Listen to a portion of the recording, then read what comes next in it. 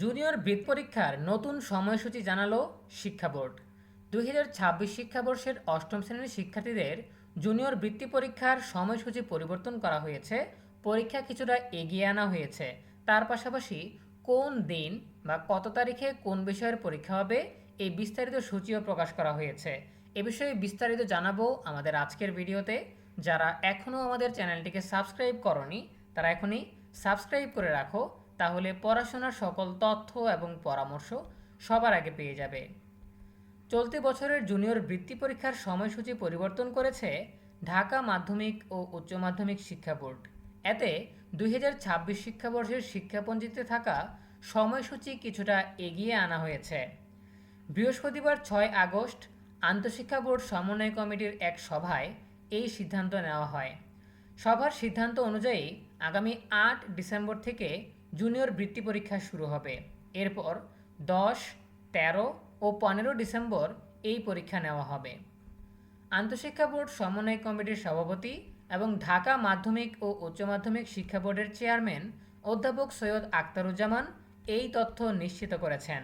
তিনি বলেন, আজকের সভায় জুনিয়র বৃত্তি পরীক্ষা 2026-এর সময়সূচি ঠিক করা হয়েছে।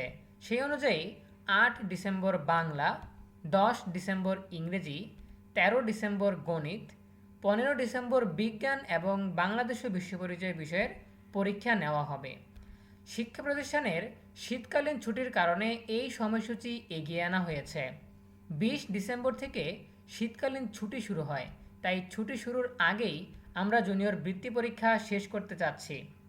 এর আগে চলতি বছরের শিক্ষাপঞ্জিতে জুনিয়র বৃত্তি পরীক্ষার সময়সূচি ও ফলাফল প্রকাশের সম্ভাব্য সময় জানানো হয়।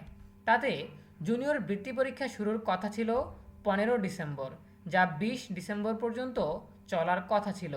সেখানে 30 ডিসেম্বর জুনিয়র বৃত্তি পরীক্ষার ফলাফল প্রকাশের তারিখ নির্ধারণ করা হয়। প্রিয় শিক্ষার্থীরা, এই ছিল আমাদের হাতে থাকা সর্বশেষ তথ্য। 2026 শিক্ষাবর্ষের শিক্ষাপঞ্জিতে আমরা দেখেছিলাম যে জুনিয়র বৃত্তি পরীক্ষা শুরু হবে 15 ডিসেম্বর এবং শেষ হবে 20 ডিসেম্বর, কিন্তু সেই পরীক্ষা এগিয়ে আনা হয়েছে। এখন পরীক্ষা অনুষ্ঠিত হবে 8 ডিসেম্বর থেকে। সো কোন বিষয়ের পরীক্ষা কোন তারিখে অনুষ্ঠিত হবে সেটা কিন্তু আমরা জানিয়ে দিলাম। আর ফলাফল প্রকাশ হবে 30 ডিসেম্বর, আগের তারিখেই।